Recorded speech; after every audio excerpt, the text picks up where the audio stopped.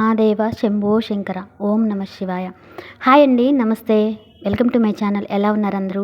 మీరందరూ కూడా ఆనందంగా ఆరోగ్యంగా ఉండాలని, ఆ శివయ్య దయ వల్ల మీరు మేము అందరూ సంతోషంగా ఉండాలని మనస్ఫూర్తిగా కోరుకుంటూ ఈరోజైతే ఒక చక్కని వీడియో అయితే మీ అందరి ముందుకు వచ్చేసాము. మనమైతే కార్తీక మాసం చివరిలోకి అయితే వచ్చేసామండి. మనకి ఇంకా ఒక్క సోమవారం మాత్రమే మిగిలింది. నవంబర్ 24వ తేదీ మనకి చివరి కార్తీక సోమవారం పడింది. శివకేశవులు ఇద్దరిని పూజించి వారి అపార కృపకు పాత్రులవ్వాలి అనుకునే వారికి ఈ కార్తీక మాసం ఒక వరం లాంటిది. అలాంటి ఈ కార్తీక మాసంలో మనకు ఒక్క సోమవారం మాత్రమే మిగిలింది. ఈ కార్తీక మాసంలో ఇంతవరకు ఉపవాసం ఉండలేదు, నదీ స్నానం చేయలేదు అనుకునేవారు ఈరోజు తప్పకుండా ఆచరించవచ్చు. ఈ చివరి కార్తీక సోమవారం రోజు బ్రహ్మముహూర్తంలో నిద్రలేచి నదీ స్నానం కానీ ఇంట్లో కానీ స్నానం ఆచరించి ఆ శివకేశవులు ఇద్దరిని ఆరాధించటం వల్ల అపారమైన పుణ్యఫలితం అయితే మనకు వస్తుంది. కుదిరిన వారు నది స్నానం చేస్తే చాలా మంచిది. అలా కుదరని వారు ఇంట్లోనే మనం ముందుగా గంగాదేవిని పూజించి ఒక బకెట్కి అయితే వాటర్ నీటితో శుభ్రమైన నీటితో నింపుకొని అందులో పసుపు మీ దగ్గర ఉంటే కొంచెం గంగాజలము ఉంచి ఆ నీటిలోనికి గంగాదేవిని ఆహ్వానం చేసి ఆ శివయ్యని తలుచుకుంటూ స్నానం ఆచరించామంటే మనకు నదిలో స్నానం చేసిన మంచి ప్రతిఫలం అయితే మనకి ఈ కార్తీక సోమవారం రోజైతే మనకి ఉంటుంది.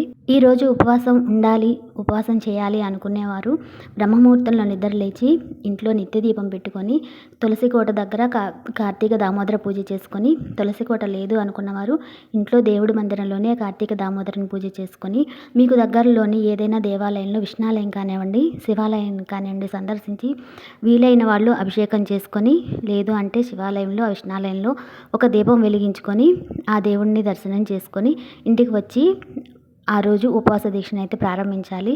ఆరోగ్యం సహకరించిన వాళ్ళు మాత్రమే పాలు పళ్ళు తీసుకుంటూ ఆ రోజు సాయంత్రం వరకు ఉపవాసం ఉండాలి. ఆరోగ్యం సరిగా లేదు అనుకున్న వాళ్ళు ఏదైనా ఉల్లి వెల్లుల్లి లేని అల్పాహారం వంటివి తీసుకుంటూ సాయంత్రం వరకు అయితే ఉపవాసం ఉండవచ్చు.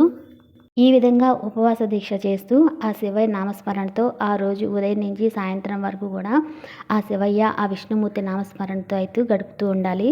తిరిగి మళ్ళీ ఆ రోజు సాయంత్రము మళ్ళీ స్నానం చేసి ఆ రోజు మళ్ళీ తల స్నానం అవసరం లేదండి. సాయంత్రం సమయంలో కంఠ స్నానం చేసి ప్రదోష కాలంలో ఆ శివయ్యని విష్ణుమూర్తిని ఆరాధించడం వల్ల మనకి అపారమైన పుణ్యఫలితము, జన్మజన్మల పాపాలు కూడా మనకి పటాపంచలైపోతాయి. ప్రదోషకాలము అనగా మనకి సూర్యాస్తమయానికి ముందు 45 నిమిషాలు, సూర్యాస్తమయం తర్వాత 45 నిమిషాలు ఉండే సమయాన్ని ప్రదోషకాలము అంటారు. ఈ ప్రదోషకాలంలో ఇంట్లో మనకి శివలింగం ఉన్నా, లేదు అంటే గుడికి వెళ్ళైనా, మీకు దగ్గరలో దేవాలయానికి వెళ్ళైనా ఆ శివయ్యకి అభిషేకం చేయించుకుంటే ఈరోజు అనంతమైన పుణ్యఫలితం అయితే మనకు వస్తుంది. ఈరోజు మనము ఇంట్లో కానివ్వండి, దేవాలయంలో కానివ్వండి కొబ్బరి చిప్ప దీపారాధన చేయడం వల్ల మనకి ఆయురారోగ్యాలు, అష్టైశ్వర్యాలు ఆ శివయ్య ప్రసాదిస్తాడు.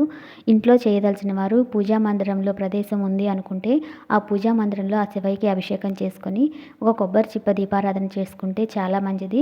అలా కుదరని వాళ్ళు ప్రత్యేకంగా పీట వేసుకొని ఆ శివయ్యనైతే ఆరాధించుకుంటే చాలా మంచిది. అదే కుదరని వాళ్ళు మీకు దగ్గరలోని దేవాలయానికి వెళ్ళి ఈరోజు కొబ్బరి చిప్ప దీపారాధన చేసుకుంటే చాలా మంచిది. ఈరోజు 365 వత్తులు ఇంతవరకు కార్తీక మాసంలో వెలిగించిన వాళ్ళు ఈరోజు 365 వెత్తులు కూడా వెలిగించుకోవచ్చండి. ఇంట్లో ఈ పూజ చేయదలుచుకున్న వాళ్ళు ముందుగా పూజా ప్రదేశాన్ని శుభ్రపరచుకొని ఒక పీటను ఏర్పాటు చేసుకోవాలి. ఆ పీట మీద శుభ్రమైన ఒక వస్త్రాన్ని పరిచి దాని మీద ఆ శివకేశవుల పటాన్ని కానివ్వండి, విగ్రహాలు కానివ్వండి, లేదు ఆ శివపార్వతుల విగ్రహాన్నైనా కానివ్వండి, పటాన్ని కానివ్వండి ఉంచి పూలు, గంధం ఇంకా కుంకుమలతో నిండుగా అలంకరించుకోవాలి. ఈరోజు పిండి ప్రమిదలు, ఉసిరి దీపారాధన చేయటం చాలా మంచిది. ముందుగా 2 పిండి ప్రమిదలను ఏర్పాటు చేసుకొని ఆవు నెయ్యితో కానివ్వండి, నువ్వుల నూనెతో కానివ్వండి ఆ పిండి ప్రమిదలను నింపి 3 ఒత్తులు కలిపి ఒక ఒత్తిగా చేసి ఏకవహారతితో ముందుగా అయితే దీపారాధన చేసుకోవాలి. ఆ దీపారాధనకి కుంకుమ, పూలు, అక్షంతలు సమర్పించి ముందుగా గణపతిని ప్రార్థించాలి. ఆ గణపతికి ధూపం, దీపం, నైవేద్యం సమర్పించాలి. మీ దగ్గర ఉంటే ఏదైనా ఇత్తడి ప్రమిద, వెండి ప్రమిద కానివ్వండి, లేదు అంటే పసుపుతో చేసిన గణపతినైనా ఏర్పాటు చేసుకొని ధూపం, దీపం, నైవేద్యం సమర్పించండి. తర్వాత మీ వద్ద కనుక శివలింగం ఉంటే ఆ శివలింగానికి పంచామృతాలతో అభిషేకం చేసుకోండి. లేదు అనుకుంటే కనీసం ఒక్క చెంబుడు నీళ్ళైనా పోసి ఆ శివయ్యకి అభిషేకం చేసుకుంటే చాలా మంచిది. ఆ శివయ్య అభిషేక ప్రియుడు. దోసెడు నీళ్లు పోసి ఆ శివయ్య ముందు మన మొర చేతులు 2 జోడించి మన మొర ఆయన ముందు ఉంచామంటే తప్పకుండా ఆలకిస్తాడు. మీ వద్ద శివలింగం ఉంది, అభిషేకం చేసుకుంటాము అని అనుకునేవాళ్ళు కొబ్బరి నీళ్ళు, పంచామృతాలు, ఆవు పాలు కానివ్వండి, తేనె కానివ్వండి, విభూది జలం కానివ్వండి, చక్కెర మనకి చెరుకు రసము, మీకు ఏది అందుబాటులో ఉంటే దానితోటి ఈరోజు శివయ్యకి అభిషేకం చేసుకోండి. అదేవీ లేదు అనుకుంటే ఒక్క చెంబుడు నీళ్లు పోసి ఆ శివయ్యకి 2 చేతులు జోడించి నమస్కారం చేసుకోండి.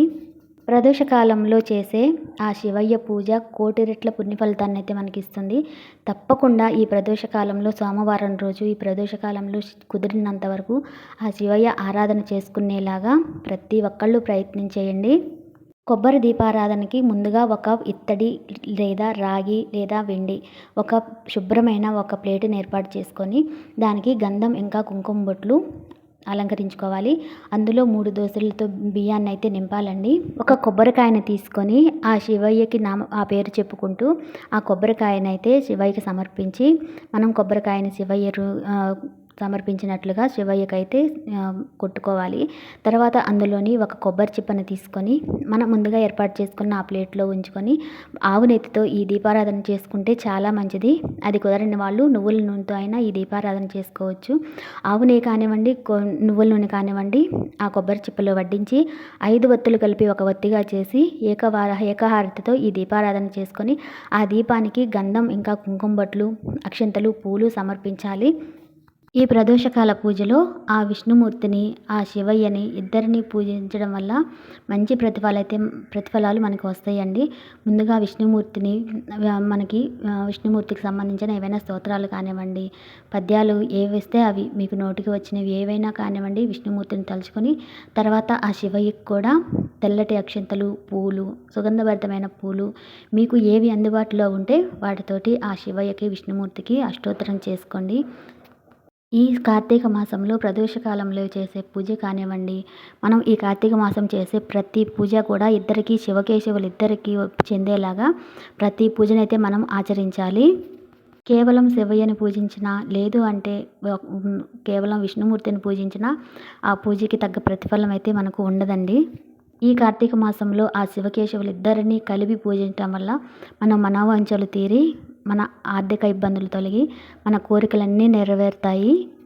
ఇలా ఈరోజు పూజలో పిండి ప్రమిదలు, ఉసిరి దీపాలు, కొబ్బరి దీపారాధన చేసుకుంటే చాలా మంచిది. ఆ శివకేశవులిద్దరికీ ధూపం, దీపం, నైవేద్యం అన్నీ సమర్పించి మీకు నోటికి వచ్చినట్లు ఆ శివయ్యకి లింగాష్టకం చదువుకోండి, చాలా మంచిది. ఆ విష్ణుమూర్తికి సంబంధించిన ఏవైనా కానివ్వండి చదువుకొని అష్టోత్తరాలు చేసుకోండి. ఆ శివయ్యకి పూలతోనూ ఆ విష్ణుమూర్తికి తులసి దళాలతో అర్చన చేసుకున్నా చాలా మంచిది.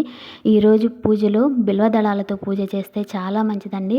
మీకు కనుక దొరికితే ఒక్క బిల్వదళమైనా సంపాదించుకొని ఈరోజు పూజ చేయటం వల్ల మనకి మంచి ప్రతిఫలం అయితే వస్తుంది.